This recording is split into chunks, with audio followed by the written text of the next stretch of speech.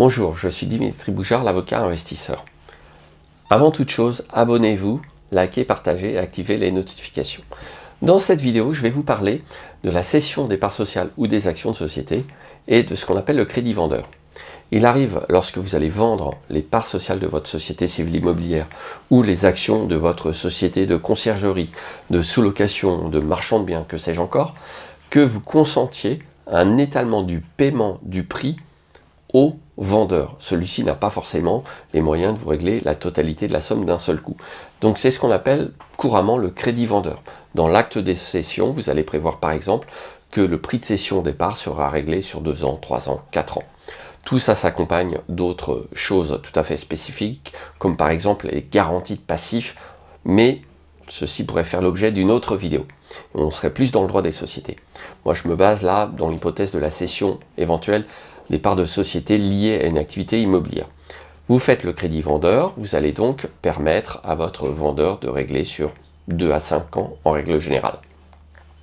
Mais quid de la plus-value réalisée à l'occasion de la cession? En effet, si vous revendez les parts de votre société, il est probable que vous réaliserez une plus-value imposable à l'occasion de cette vente. Et si vous accordez un délai à votre vendeur pour payer le prix de cession, quand devez-vous régler la plus-value sur la cession?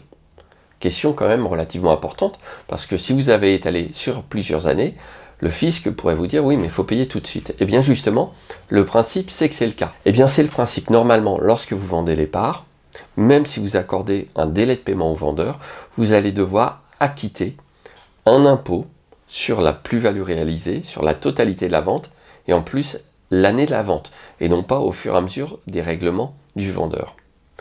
Fort heureusement, depuis les cessions réalisées à compter du 1er janvier 2019, vous avez la possibilité, sous certaines conditions, de solliciter un étalement du paiement de la plus-value de cession jusqu'à 5 ans. Donc, ouf, vous ne serez pas forcément obligé de tout payer à l'instant T, alors même que votre vendeur ne vous aurait pas réglé la totalité. Une fois de plus, vous le voyez, il y a des questions fiscales qui se nichent un petit peu dans les détails, et c'est pas la seule chose à laquelle il faut penser pour réussir l'opération de cession que de se dire je vais octroyer un crédit vendeur pour permettre à mon acheteur de régler plus facilement ce que je lui vends, mais il faut également s'interroger en même temps sur les conséquences fiscales de tout ça.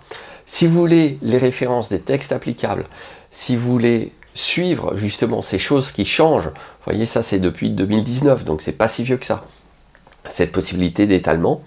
Si vous voulez recevoir chaque semaine en 15 minutes sous forme de fichier audio un condensé d'informations et d'actualités fiscales et juridiques immobilières, abonnez-vous au droit d'investir, vous trouverez le lien juste sous cette vidéo, et en plus non seulement vous recevrez directement la bonne info vérifiée par mes soins, mais vous aurez accès au contenu additionnel sur la plateforme Le Droit d'Investir. Alors n'attendez plus, rejoignez-nous et je vous dis à tout de suite dans une nouvelle vidéo.